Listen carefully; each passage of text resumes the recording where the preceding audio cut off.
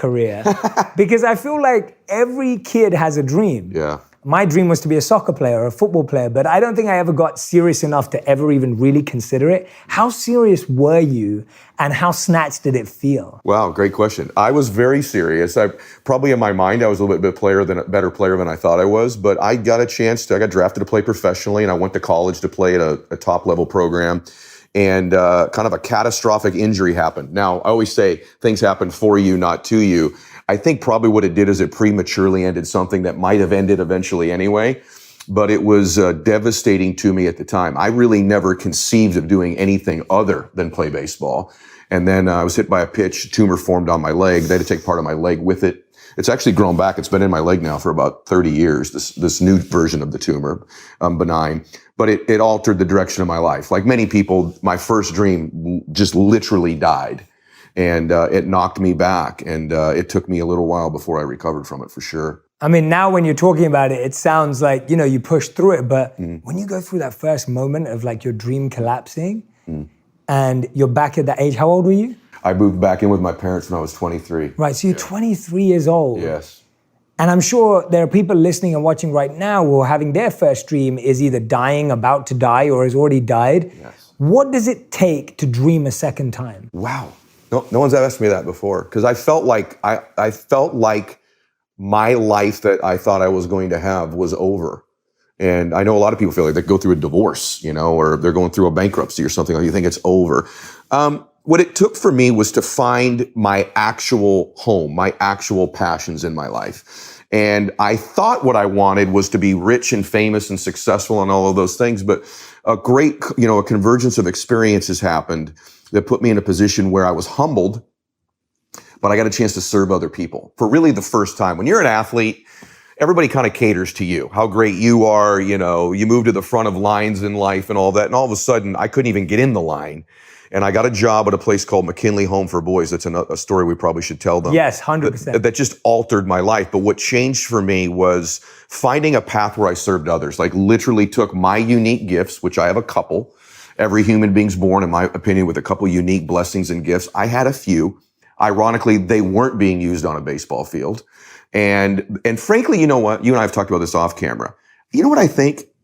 I think that was not my dream. I think that was a dream I sort of picked up somewhere from mom and dad or TV or somewhere else. Wow.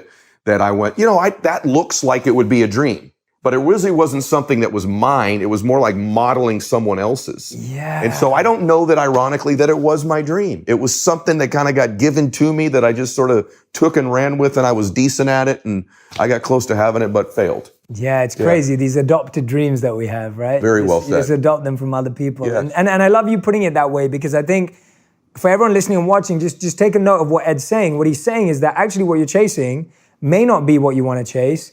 And it may have been planted from someone. Actually, you may not even know your real skills and passions. And that could start there. So I love that. And go on. No, what I was going to say was that I think I wasn't intentional about what I really wanted. I thought, well, if I play baseball, you know what I really wanted?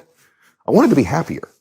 Like if you really get down to it, I wanted to be happier. And I thought, well, if I make professional baseball, then I'll be happier. And I think a lot of people, they think they want these things, but if you really strip it down, at least for me, I just wanted to be happier. I wanted to be more fulfilled. And I thought baseball would get me that because these guys look pretty happy. Yeah. And it was a childhood dream that I carried with me into adulthood. But as I became a little bit older, bro, I was like, you know what really fulfills me? You know what really makes me happy? Not hitting a round ball with a wooden bat over someone's head. Yeah. It's actually making a difference for another human being. And to be honest with you, it shocked me because I really had never even conceived that would be something that would fulfill me. Yeah. Why would that fulfill me? Working with kids or no one knows. It's not on TV. Nobody broadcasts it. You don't get a lot of money for doing it. Why would that be a dream? Yeah. Yet it's the thing that filled me up more than anything I've ever done in my life to this day. Yeah, that's incredible. Yeah. That's absolutely phenomenal. And you mentioned there, and I really wanted to dive into this, the trajectory of your life transformed when you helped at this home for disadvantaged boys. Mm-hmm.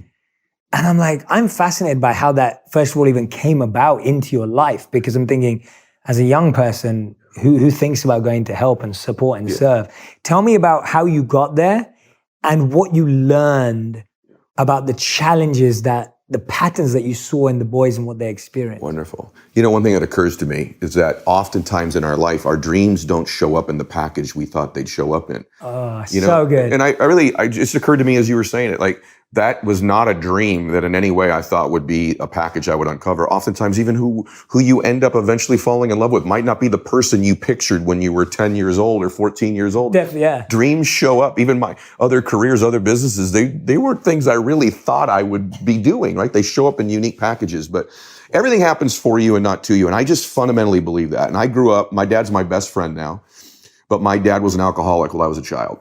Yes. And ironically, my dad's drinking in many ways, his alcoholism happened for me and not to me. Although it's so hard to understand that when you're a little boy and you have all this chaos and anxiety in your life, and fear is what having an alcoholic family member can do for you. But one thing I give you 3 things it gave me. Number one, when my dad would come home, when he would, I'd have to deduce really quickly. I have to look at him and be present. Which dad am I getting? Am I getting happy, sober dad who wants to play with me? Or am I getting drunk, kind of angry, disconnected, mean dad? Wow. And so I built these skills as a young man because of my dad's drinking, of being present with people and assessing them, really. And that's a unique thing that I developed because my dad drank. Second thing that happened was my dad got sober. He's at an AA meeting. I'm now living back at his house as a grown man. And he comes back from the AA meeting, first AA meeting, first sobriety meeting, and says, "Hey, I got you a job. You're getting off the bed tomorrow morning. Get down to McKinley Home for Boys." I said, "What is that?" He goes, "I don't know, but I got you a job at $6 an hour. Show up 6 a.m. I walk in the door at that 6 a.m. meeting. I said, "I'm here for the job. What is it?" I said, "I have no idea. My dad sent me here." This is where my life changes. Grown man, college degree. My dad sent me here. "What are you supposed to be doing here?" I said, "I have no idea. Come back when you know." "Do you even know who referred you?" I said, "Well, his name's Tim," I think my dad said. I get to the door and they're like, "Come back." And I said, "Well, I think he's an alcoholic because he was at an AA meeting with my dad last night." And they go, "Oh, drunk Tim, Cottage 8. I'm like, holy crap. And I walk down to Cottage 8 and all the boys, there's 10 boys there, all 8 to 10 years old, getting ready for school. And I open the door and the whole room stops and they all stop and stare at me. And little did I know in that moment, my life would change. I became their father, their big brother. I went trick-or-treating. I was there for Christmas. I do their homework with them. As a young man, athlete, full of ego, I was humbled that I needed to serve. I'm getting chills. I had to serve these boys. And the third thing my dad's drinking did for me is it equipped me for that moment. Wow. Because these boys all had the same anxiety. They were wards of the court. Their parents were dead, incarcerated, or had molested them. And so although I didn't have that kind of anxiety, I knew what it was like to be a little 8-year-old boy and be fearful and be scared. And I could connect with them based on that. And so ironically, the entire time, God, the universe, life was equipping and preparing me for that moment. If my dad's not an alcoholic, I don't learn to assess people. He's not at the AA meeting that refers me, and I can't connect with these boys when I get there. And so eventually in life, the dots all connect if you stay vigilant and you stay after it. And in that moment, my life changed. That is unbelievable. Yeah. Like to have that responsibility to be a dad, to be a friend, to be a brother to all these kids at that age in your life. Correct. When you're trying to find yourself. Yes. And you've just had this massive failure. And to have the emotional intelligence. I mean, what you just said about what you learned from your father is such a beautiful learning point for everyone out there. It's like the lessons you learned just gave you emotional intelligence. It did. And what happened, it was so funny you say that because I remember thinking, I don't know anything about being a big brother or a dad or those things. And oftentimes when our dream starts to show up, we start saying that to ourselves. I'm not ready. I'm not prepared. I don't have this experience. They're going to figure out I don't even know what I'm doing. But the truth is there were a lot of things in my life that equipped me for that moment, that made that moment mine. And the difference was, bro, is that, you know what? When you get obsessed, I really believe this because I've tried to practice it since that time, the last 30 years or so. Like if I'll really get out of myself and get into the other person in total service of them, there's a wisdom in the universe that sort of guides you in the right direction. You drawing upon previous experiences that you didn't even know were preparing you for these moments. And I got pretty good at it. And those boys, some of them have stayed in my life to this day. I loved it, bro. Like I loved it. When I eventually had to leave there because my financial business had taken off, I stayed many, many months longer than I should have financially because I just loved being with these boys because it was my home. Yeah. I finally found my calling in my life, which was to kind of make a difference in other people's lives. And since that time, I haven't been happy every day of my life. I've had all kinds of trials and tribulations, but I do kind of know my recipe to find it.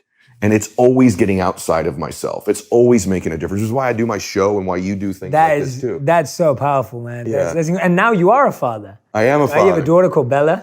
That's right. Bella, my 16-year-old. Yeah. Yes. Tell me about the last thing that she taught you about yourself. Oh, humility. That is no big deal, right? So she's, I'll give you it. Yeah. She's regularly letting me know that I'm in a midlife crisis. So she's 16, but she's constantly, I'm like, what do you mean I'm in a midlife crisis? She's like, come on, Dad, the beard, Instagram, all the videos, all these famous friends. I mean, her dad's doing really well on Instagram. I'm doing okay. So that's cool, when you have children, they just love you and they know all your weaknesses. But what I told her, it sounds cheesy. I said, I am in a midlife crisis. Yeah. But before you were born, I was in a young life crisis. I'm in a crisis literally to get this best version of me to the next one. When my son was little, we're at a car wash. The same man was there every week.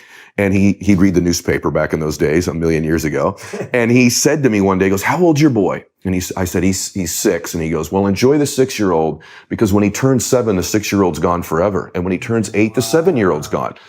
And I remember thinking to myself, and I didn't mean to be rude to him because it's so true if you have children. They replace themselves every year. They're a new person, literally. And I said to him, sir, when did that stop for you? That change. And he just sort of stared back at me. He goes, I don't know. I said, you should think about that. And it hit me that the 48-year-old me, though there should be a brand new man at 49, and the 48-year-old should be gone forever. The 24-year-old listening to this, when you turn 25, that 24-year-old should be gone, just like your 6-year-old version, your 7-year-old version. But something happens in our life, brother, at some age where that progression, that growth begins to become stunted when we start to get affected with all these insecurities and worries and just life starts, we think, happening to us. And when we believe that, that process stops. And 25 is a lot like 26. 26 is a lot like 29. And you wake up and you go, man, it's been 5 years of the same chapters of the same book of my life. Yeah. Right? Yeah. That is so powerful. You've just hit a light bulb for me. It's like, when we're young, we actually want change. Correct. We're excited about getting older. We're excited about going to college. We're excited about change. And as we get older, we get scared of change. We start going, I don't want to change anymore. I want life to just stay this way. Yes. And I love what you're saying about the death of the last year and the birth of the new and Amen. The constant changing and the crisis. Tell me about, when did you feel comfortable, like what you're saying, that these boys became your life, but then you also realized that you weren't stable and supported financially and had to build. Yes. Because I think so many people are like that. They found something that they like doing or they love and they're passionate about it, but they don't know when to distance. How did you feel confident and comfortable to say to yourself, okay, I've done this. It's always going to be important to me, but I need to take care of me. Very difficult decision. By the way, I'm such a giant fan of yours and the things that you teach. And I've told you your content grips me. I watch it from beginning to end. So I think you're more eloquent about this probably than I would be. But what I realized was that there was a recipe of things that made me happy, kind of a hot button thing. When I was younger, for you to get me to do something, you had to link it to significance and recognition. If you do this, people will clap. If you do this, it'll get you money. And I realized what moves me is contribution. Contribution and growth is what moves me. And so when this financial business approached me, I was not interested in it. I'm terrible at math. I didn't like salespeople. I was not interested in that industry at all. And they convinced me that I was making a difference in other people's lives, which I was. And the one thing all my boys had in common were families in financial disarray. Every boy, and this was a campus of group homes, by the way, hundreds of boys. Every single one of them came from families in some form of financial disarray. And I believe to this day that the way that I could best serve these children long term was to somehow begin to serve the people that are supposed to be raising them. And so I decided over time, I convinced myself that service was being taken to another level. I know my formula. I know my intention. My intention is to serve. It's like for you, I do my show. It's free. I do it because I want to make a difference for other people and not because of reciprocity, as you say so well. There's a reciprocal effect for sure. But I do it because I feel like it's who I'm supposed to be. It's my home, is to make a difference in these other people. So that was a very hard choice. To this day, if I talk too long about it, I get a little bit emotional because I remember the day where I told the boys, and it was a very difficult day. But I do feel like since then, the last 25 years, I've made a little bit of a difference in adults' lives now. Absolutely, man. For their and children. If you haven't yet listened to Ed's podcast, make sure you go over and listen to it. It has phenomenal guests, and more importantly, you get more of this man's amazing energy. It's called the Max Out Your Life podcast. Make sure you go check it out after listening to this, obviously. But please go listen to it, because you'll get to see how service is so deeply ingrained into everything he's talking about. Tell me, Ed, like, where is it that I've heard you say this before, and I love this statement, and I think it's so powerful. You talk about being blissfully, right? Yes. Dissatisfied. Correct. Yeah. That's like, I love oxymorons and I love paradoxes. Right. And when I hear you say blissfully dissatisfied, I'm like, that's the kind of life that sounds real. It is real. That's what, so tell us about living a life that is blissfully dissatisfied. Okay, sure. So I think that we all want bliss. We all want happiness. But what a lot of us conflate, and I used to, all of my content's for me. Number one, by the way, everything I teach is stuff that I need to work on or I need to learn. Tell me about right? it. Like everything, right? Tell me about so blissful dissatisfaction means don't conflate happiness and satisfaction. They're two different things. Most people confuse them. They think they're the same. And so I think the happiest people I know a mistake I see people make is they're going to delay their happiness. I will give myself permission to feel bliss when I get to the house, when I get the promotion, when I find a relationship. And they delay it thinking that I got to wait for this future destination. The challenge is you're going to bring you with you to your beach house. And I can tell you, because I've been there, you can be in the most beautiful places in the world, but if you don't enjoy your own company, if you don't love yourself, you are not going to love the building that you're housed in. You have to love yourself. The second thing is achievers, people that really listen to a lot of your content too. They think, well, if I let myself enjoy this right now, I'm going to lose all my drive and ambition. Because they confuse happiness. They think, wow, my formula so far is I don't really enjoy myself, and that keeps my drive alive. Nothing could be further from the truth. What you're doing is you're robbing your brain of dopamine when you don't celebrate your victories, when you don't enjoy it. And you are heading right towards a place called burnout if you don't celebrate and enjoy and have bliss in your life. But a lot of achievers wrongfully believe this, and I used to believe it. I was sort of miserable. I was building a house. I'll tell you where the breakthrough was. We were building a dream home. And I ended up coming there. They were inside working on it. And I walked in. I was angry this day, mad about business and mad something about the house. And all of the men working in my home were these beautiful Latin men. Their music's playing. They're dancing. They're having a great time working on my home. And if you measured life in that moment by happiness, they were beating me terribly, because although I had these external things, I was robbing myself from any bliss in that moment. It was ironic. The man building the mansion was miserable, and the men in there working on it were blissful.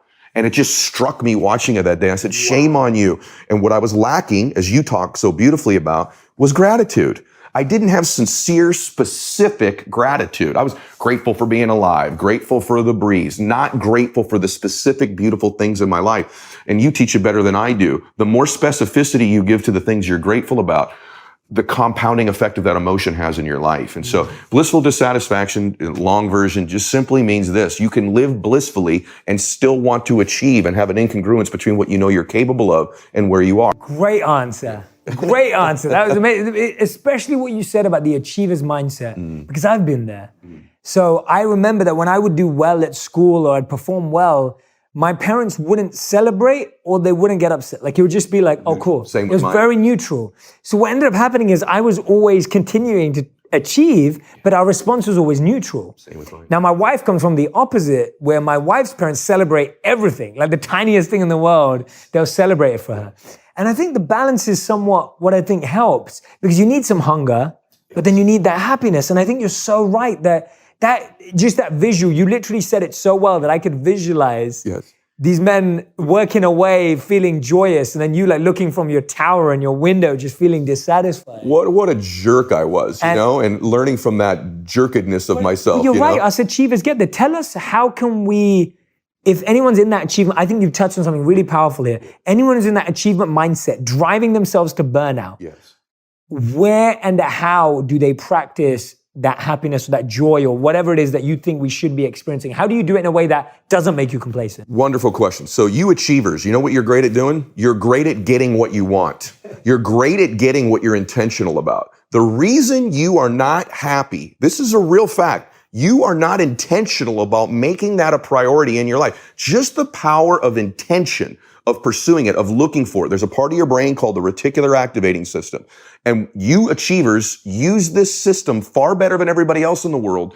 It's a filter, basically. It filters out all the things in your life that aren't important to you. So you don't feel the blood rushing through your left ear. You're not thinking about the clothes on your back. It's why when you're in a room and there's 100 people in the room and someone calls out your name, you hear it above all the other auditory noises.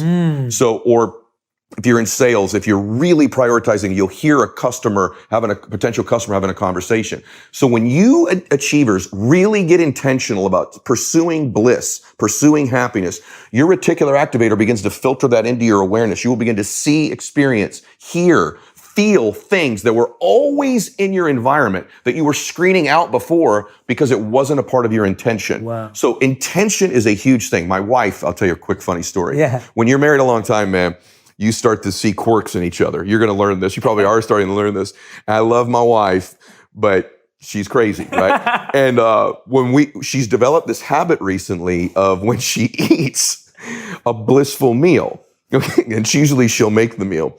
She started this thing where she moans, like, enjoy. So she'll bite into a great steak. And it's a little weird because she's beautiful, right? I'm like, babe, you're doing this in front of the kids, you know? And we're at dinner for my birthday this last year. And a couple guys were checking my wife out that, that's okay. You can look at my wife once, even twice, 3 times, we may have an issue. And we end up sitting next to these guys and she bites into this steak on my birthday and she starts into this thing she does, this like orgasmic moaning she does for food. I'm like, babe, shut it down. This is not fair to these guys. And the kids are like, Mom, that's creepy. She's like, what am I doing? She's like, it's so good. And she says to me in the moment, she goes, the more I enjoy it, the more I want another bite.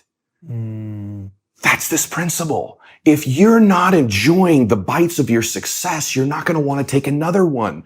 So I think any great meal you've all bitten into, vegan or otherwise, when that thing tastes great, you had yours earlier today, the bliss of how great it tastes makes you want another bite. So for you achievers, thinking that if you enjoy the bite, that somehow you'll be less hungry is absolutely not true. You will be hungrier the more bliss you allow yourself to experience. Dude, like that is an epic analogy. Does she know that she's being used? She absolutely knows lately because it's still a little weird because she still does it. But that is such a powerful point. That is so powerful. And bringing it to life in that way is brilliant, by the way. It's awesome. And it totally makes sense. It completely makes sense.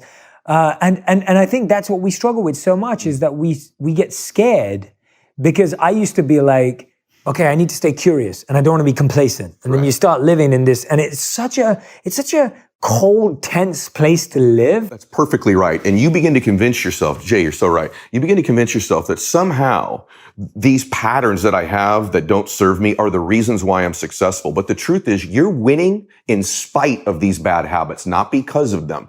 I used to think all the time, I'm winning over and over and achieving over because I don't enjoy any of this. I'm going to stay really neutral because I was raised like that too. If I hit a home run, we expected you to. Yeah. Really? You expected me to? I got straight A's. You expected me to? Same exact thing. And I married someone who is what I call very easily blissful. Simple things make my wife happy, right? Wow. Simple things. She doesn't need a mansion or a beach or fancy clothes or anything like that. She is easily happy, particularly if we're together. People make her happy. And she always taught me when we were little, because we met when we were 5 and 4. As a little girl, there was this wisdom. She'd always say, because I always want stuff, I'm going to achieve. We're going to live in a beach house and a mansion and a jet and all this stuff. And she'd always tell me, babe, people matter, things don't.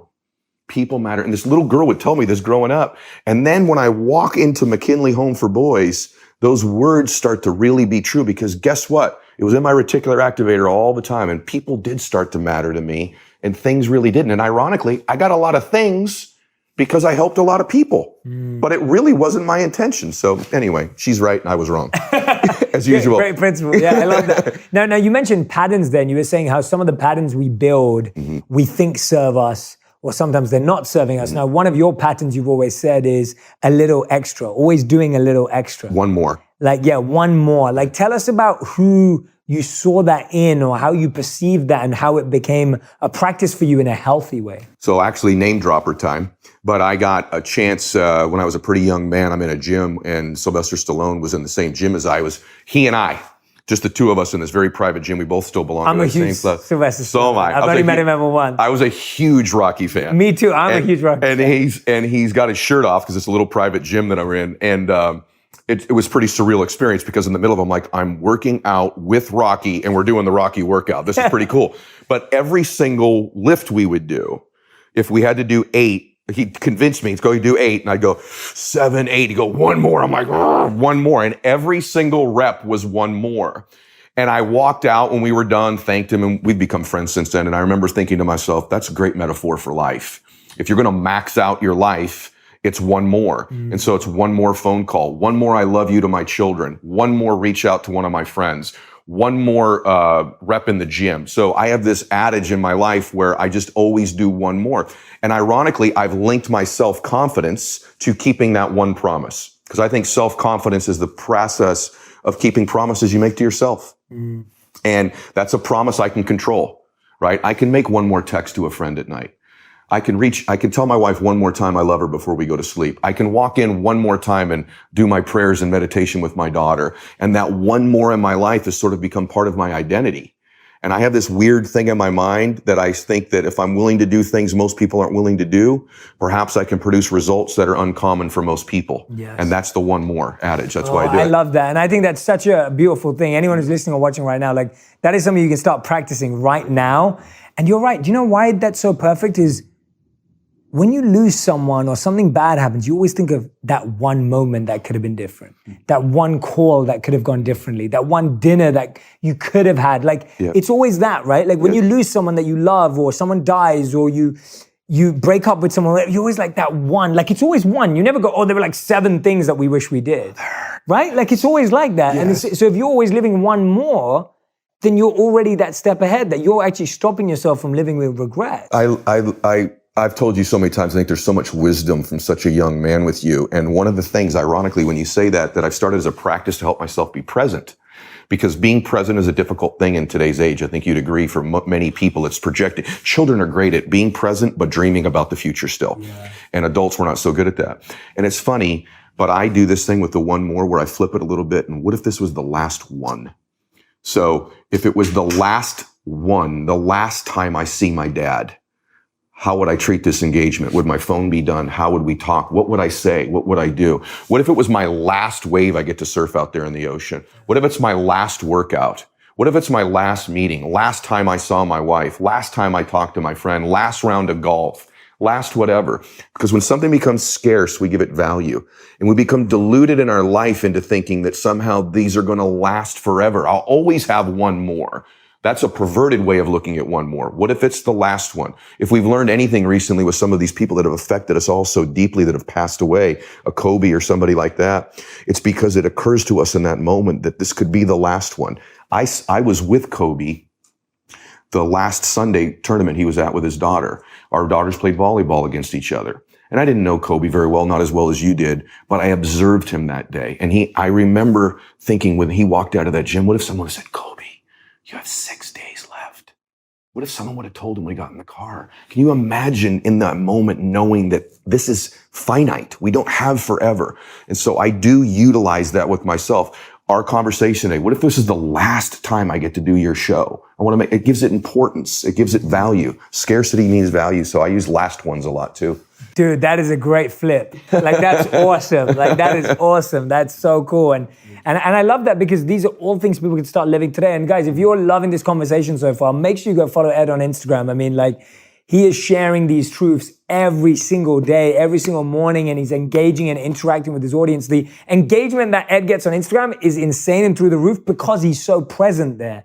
And so if you want to feel that more every day, make sure you go over to Ed Mylett on Instagram and follow him to learn more about this. This is, by the way, I am loving this conversation so far. Like, everything you're saying is so practical and real, but I love how it originates, like how it actually comes to you. Like, that's true. I mean, Sylvester Stallone, I've only met him once in my life, and shaking his hand was enough for me, but it was like, it's, you know, he had that power. And you see that these greats, they have these simple habits that make a change, these simple things that they repeat to themselves, etc. These mantras that transform things. Now, for you, you're now giving speeches, inspiring tons of powerful people, and also not just inspiring people, you're inspiring tons of powerful people in the room. Like you're on stages with leaders of their companies and businesses and industries, but you weren't always like that. No. Right? No. I've heard you say before that you actually lacked confidence and you'd get anxious. Big time.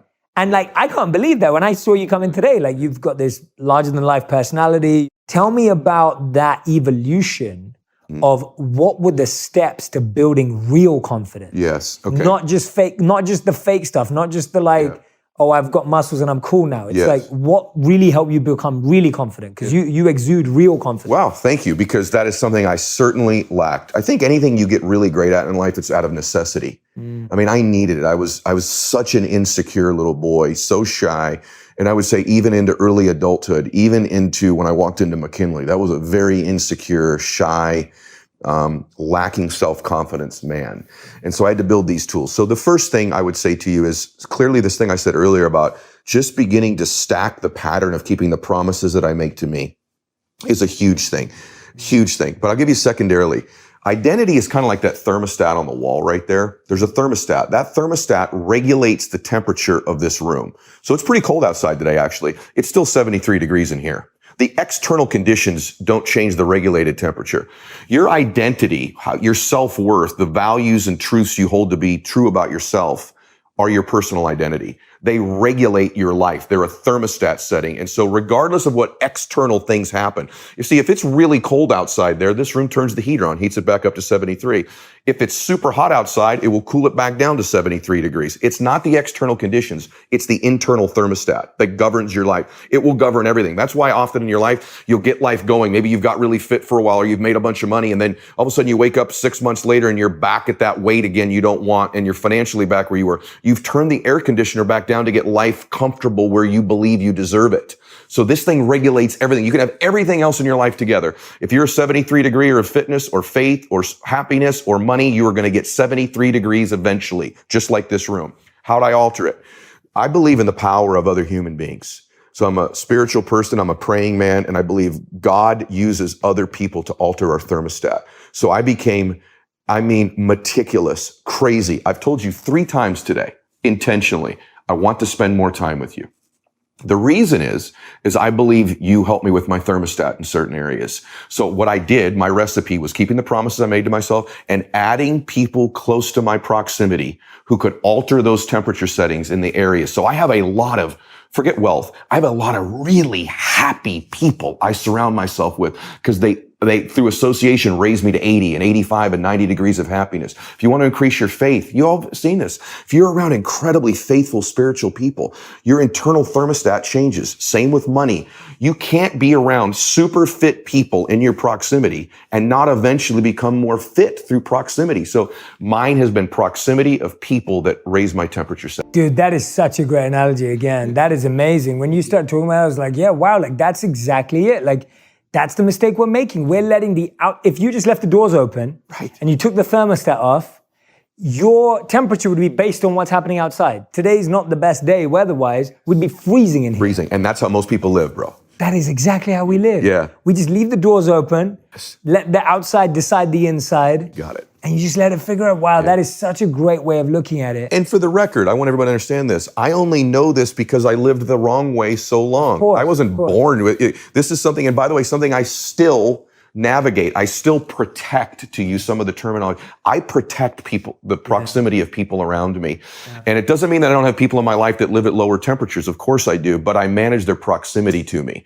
So if you have people in your life that are blood and they can't leave your life, but maybe they don't feed you, they take your energy, you need to evaluate their existence in your life, but most importantly, you can evaluate their proximity. Yeah. How much you let them affect you, how regularly you communicate with them, how close they are to you. That's where they have influence over you.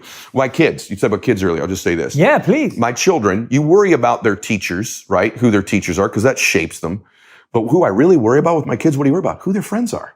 Who's in their proximity. It changes everything. You got that little time in your life where you kind of went the wrong way. I guarantee you there were some people you were running with then that moved your temperature setting in the wrong direction. Always. And then after college, you end up being with the monks, right? My gosh, did you get in the proximity of people who live life blissfully and more happy and more peacefully? Their temperature setting on bliss, happiness, and peace is off the radar. And part of it is your proximity to them, I'm sure. Absolutely. I love that. You said it best. You can't change the people. Mm-hmm. You can change the proximity. Amen. And that is such a great piece of advice. Tell me now how people can go about that. Like, obviously we know that as you grow in your career, whether it's finance, whether it's success, whether it's fame, whether it's status, more things become accessible, more people become accessible, especially when you're a good person. And we know that we both know that is the currency really, because hey, wealthy people are not attracted by wealth. They're attracted by people, like humanity, right? Like famous people are not attracted by fame. They're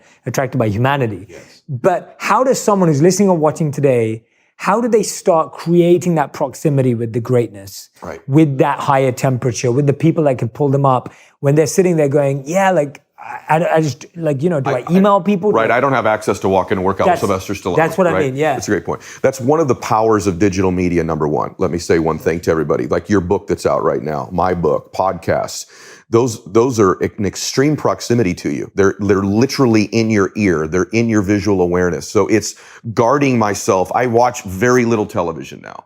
I keep aware of it, but I guard myself. So it's giving the digital influence to myself. The second thing I would say is I would ask myself, where do these people congregate? I'm not talking about wealth. I'm talking about where do people congregate that I could begin to become into their proximity. And so I'll be honest with you, one of the places that's been great for me in my life has been a gym. Oh, wow. I'm telling you, people think that's a very simple thing, but in my gym, people that are typically trying to care for their physique and their body care more about growth and proximity in their life. And so the gym's been great for me that way.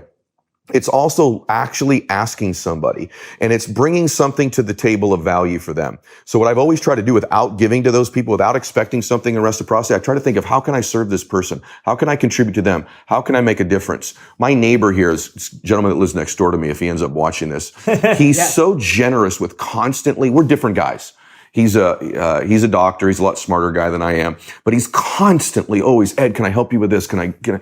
And I want him around me, even though we're very different people. I don't think naturally, Chuck, I would say that's a dude just like me, but he is so generous with wanting to give. I want to be in his life and I want to give back to him on a regular basis. And now we've become very dear friends because I think of his wanting to serve me and make a difference for me. So that would be the other element I would give you is think about how you can make a difference for those people, how you could serve them. Yeah, that's great advice. And I love that how practical it is. Like, I don't think, when you say the gym, I'm like, no, that's right. I've met some amazing people at my gym. 100%. So I think you're spot on. Like you did it when you sought out your spiritual part of your life by going with the monks. You have to go where they are. Yeah. So true. You got to go where they are because we're expecting them to turn up. And right. They're not going to just appear. Yeah, they're not just going to appear. Where are they? Are they somewhere where you go faith-based? Do they go to a particular, social organization? Is there a club you could join? Where are they on social media?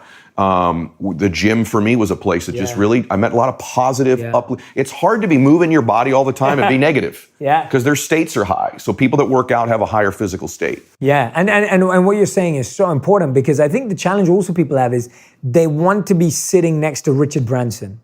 Or you want to be sitting next to Jeff Bezos. So you want to be with that. And it's like, well, actually, you don't even need that right now. No. You just need someone who's like 3 degrees ahead, 5 degrees ahead.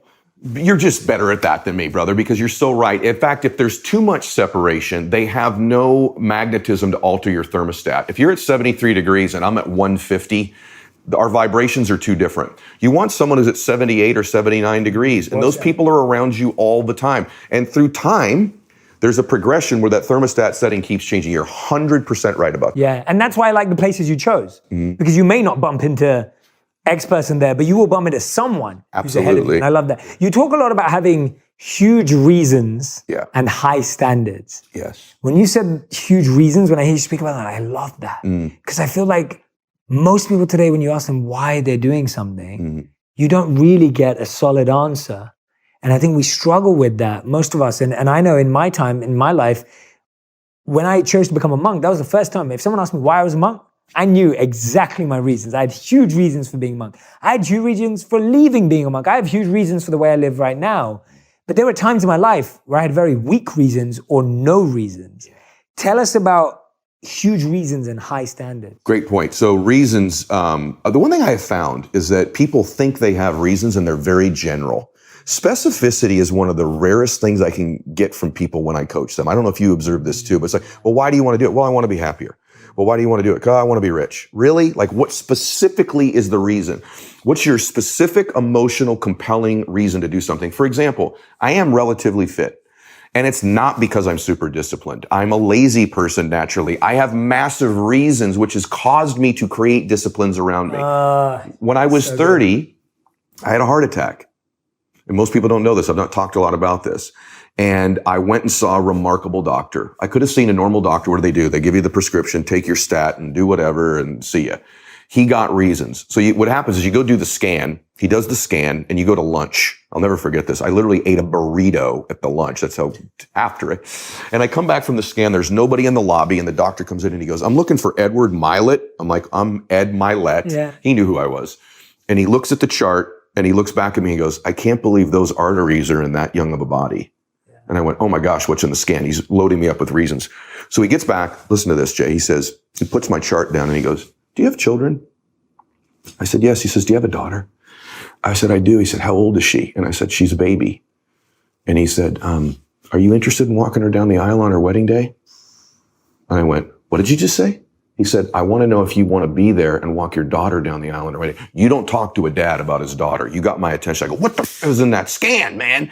And he goes, I want you to listen to me right now. If you don't change what you're doing, another man is walking your little baby girl down the aisle on her wedding day. Do you got it? And I said, yes, sir, I do. And he goes, but if you listen to me and you do exactly what I tell you, you'll be there for her wedding day. I'm telling you, brother, when I don't want to get out of bed in the morning and it's 5:15 and I've had a long night before, Bella's wedding day, Bella's wedding day, Bella's wedding day. Maybe 100 times a year, Bella's wedding day flies. So that's what gets my butt in the gym. My big specific reasons get me to take actions I otherwise wouldn't take. So what's your specific reasons for the things you want? And if you anchor and link those to them, you'll get the standards that you set for yourself. What a great, huge reason. Yeah. I mean, that gave me chills. Like hearing you say that, looking in my eyes, I'm like literally like... You can feel it. Whoa, like that's the reason to stay alive. That's why I'm fit.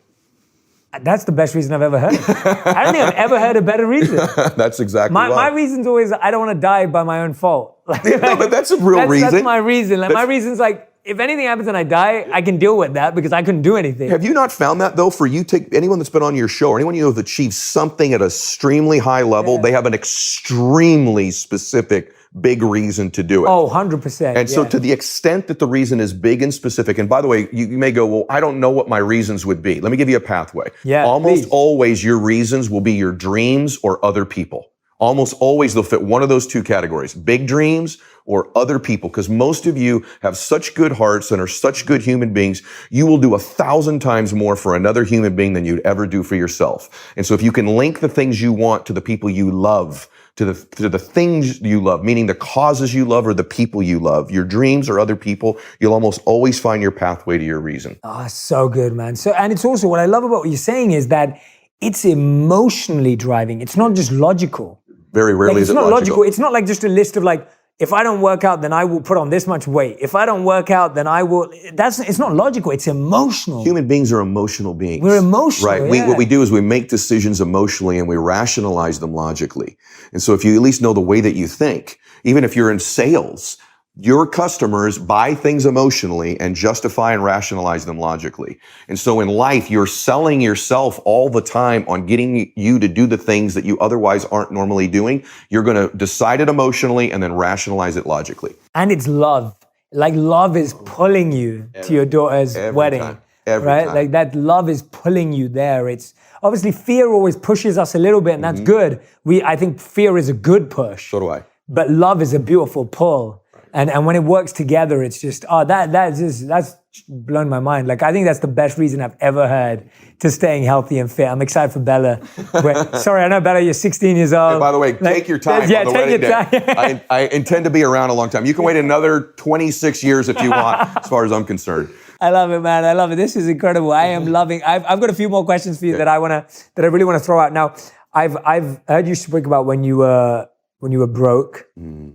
When you've lost your car, you're like in like the worst state, or the water turns off at your place. You're in like the worst place. Like, I mean, like obviously sitting in your beautiful home today, and people now seeing you on your jet and the life you live, that's hard to calibrate for a lot of people. Like they're like, really? Like, did he actually ever have that? Like, and not in terms of like not believing you. It's just hard to understand how bad it can get for someone. It was bad. Right, yeah, no, I believe you. Tell me about what you wish someone would have told you at that time, or what you were telling yourself? Great. So that people can say that to each other or themselves. Yeah, I got so broke, as you illustrated there, that we didn't just lose our power. I didn't just lose my home, but they turned the water off, and we had to shower at the apartment we were living in, their pool. It was just shameful. And a lot of, I was selling a dream in my life and living a nightmare. And I don't know that I was feeding myself. If I could go back and tell myself, I would say something really true that I've learned it all through my life. And this too will pass. This time will pass. And not everything in life is permanent. But what I think changed for me at that time in my life is I really was producing in my life what I believed I deserved. And it was really difficult for me to accept that. There was a part of me deep down that really was getting what I believed I deserved. And the reason was I had a pattern, Jay, in my life when I was young of anything I did wrong, any mistakes I made, I would carry that shame forward like kind of bags you carry around with you. I just was so hard on myself. So if I made a mistake there, or I wasn't completely truthful somewhere else, or I had hurt somebody, or I just failed, I started stacking all of it like bags that I carried. And I did get to the point in my life where I think that's what I thought I was worth. And if I could go back, I would tell myself that's not true, that you're special, that you were born to do something great in your life. If anyone listening to this is carry those bags, number one, you can decide to drop them at any moment. They're a figment of your imagination. You can drop those bags anytime you want. And if no one's told you in a while, remember, you were born to do something great with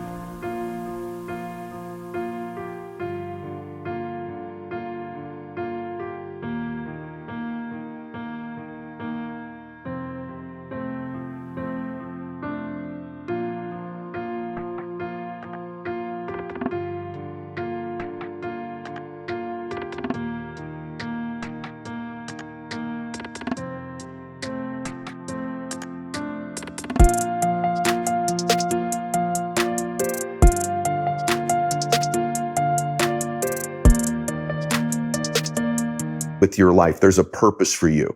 You're special. You're unique. You were born with 2, 3, 4, 5 super special gifts that are yours. They may not be mine and yours. Maybe they're not great orators or they can't articulate, but they're nurturing skills, their faith skills, their intellect, their humor, their beauty, their touch, their concern. There's all kinds of skills that you need to identify in yourself. And you were given those skills to make a difference in the world, to do something great in small ways and big ways. I'll tell you one last thing.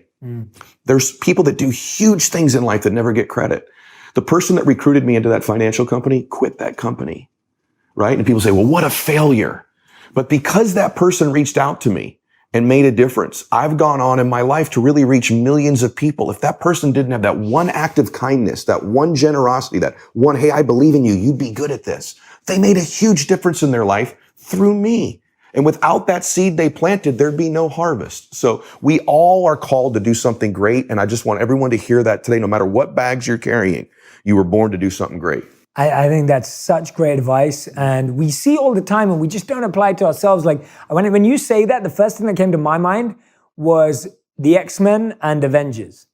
And I was thinking of like, or anything any Marvel, Sure. character or whatever character it is. And you think of someone like Wolverine. Like, he's got his blades coming out of his hands and he's got this healing body. But guess what? Cyclops got the laser beam coming out of him. And like Captain America doesn't have the same things as Iron Man does. And Iron Man doesn't have the same things that Spider-Man does. And Spider-Man doesn't have the same things, if we go into DC universe, that Batman does. And I'm like, but they're not looking at each other going, oh, I wish I could like shoot Spidey things out. They don't care. That's exactly right, brother. And the funny thing about that is all of us we're playing a character. Yeah. And at any time you could decide to turn the page and write a new chapter in your life and become a whole new character. There just became a point where I'm like, you know what? I am confident. I am stronger. I am funnier. I just started to step into this person. I started to write a new character. And along those lines, I just got to tell you, like people say, well, what's your overriding belief about life? I believe there's a man I was born to be. I believe there's a man or woman you were born to be. It's kind of the ultimate version of you. And I have this hallucination no matter what your faith life is. That's completely your personal belief. But I think at the end of life, you're going to meet that person you were capable of becoming. I really do believe that. I believe you're introduced to this person, the ultimate version of you, the places you could have gone, the differences you could have made, the memories you could have had, the moments of your life. And to me, bliss, heaven, if you will, is meeting that person and we're identical twins. And hell, and a typical terrible way to die would be to never be anywhere near close, to be total strangers with that person. I think about that. Is this decision, is today, is meeting you, getting me closer to being that man I was born to be and capable of? And it does fill me all the time with joy and with a little bit of that pain you said earlier, fear I'm not going to get there. And I live every day chasing that guy. Everyone, that is Ed Mylett. I mean, those are beautiful words to come towards the end of our interview. I wanted to read something to you. Yeah. We found this on your YouTube page from a comment from one of your fans. Oh. And I wanted to share it with you because I thought it was really, really powerful. So this person goes, being an entrepreneur is no joke and not for the weak. We all want to be in control of our life, time, and money, but are we really strong enough to weather the storm and believe in ourselves enough to stick it out and win? I love the part where Ed talks about not selling yourself or your family out. Wow. I will listen to this over and over and share it with everyone on my team and everyone I know. Thank you, Ed Mylett, for sharing your story as it has really touched me to the core. This is something that I needed to hear, and I know that so many others do as well. Wow. I mean, you know. That feels great to hear. Yeah, I mean, it sounds like, you know, I wanted to share that with you because I feel like, you know, we don't always get to hear that from someone else, and we don't get to hear it in a voice because it's a comment. Sure. And I wanted to share that with you because I just want you to recognize just how powerful your work is. Well, thank you. I believe what he said there, what they were referencing was that you're going to have to pay a price to win in your life. Yeah. There's a price tag. And when I was poor, what do you do when you don't have any money? Because I lived a long way that way. You negotiate prices all the time. You're always flipping the price tag over. What's it cost? What's it cost? What's it cost? So many people live their life in scarcity and they're always negotiating the price. What am I paying? I'm suffering so much. I've got to go through this. And they constantly are negotiating the price in their mind. And eventually, most people do, is they'll sell their will to win. The price will get too high for them to chase their dream, for them to win. There's just a point where they just go, price is too high. And they make an excuse. Well, it wasn't for me. Timing wasn't right. No, you sold your family's dreams. There was a price you weren't willing to pay. And for me, I just decided there's too much energy drained in negotiating it all the time. I've negotiated in advance. As long as it's legal, ethical, and moral, I'll pay any price to make bliss and happiness for my family. And that I'm not for sale. My will to win is not for sale. And I would just recommend all of you negotiate the price now. Your family, your dreams, the people you love, how much are they worth to you? How important are they to you? How important are you to you? Whatever your faith is, how important is your God to you? And would you ever sell the price tag on that? And as long as you keep that in the front of your mind all the time, you have a chance to achieve anything in your life as long as your will to win is not for sale. I love that, Ed. That's beautiful. We're going to end with 2 last segments that we do. They're quick segments. We've got fill in the blanks. So you got to fill in the blanks. So I no longer tolerate. I no longer tolerate. Whatever you want to fill in the blanks. No, I'll give it to you. I no longer tolerate fear and worry in my life because I was a chronic, fearful, and worrying person. I no longer tolerate that. Nice. Being average will destroy me. The last win I celebrated was meeting you today. Thank you, man. The way you get out of your own way is by always coming back to my purpose and my calling in service of other people. Being a leader means service of other people again. My favorite question to ask someone is? Well, the one question I ask people all the time is, what do they believe will make them most happy in their life? And the diverse...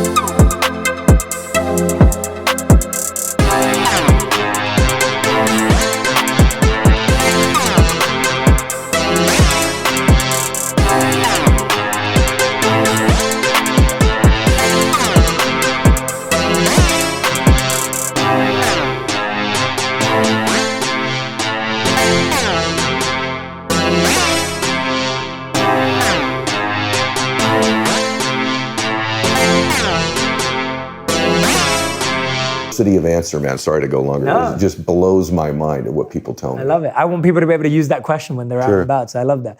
You can inspire someone today by living your true, authentic self. Don't be afraid to be you.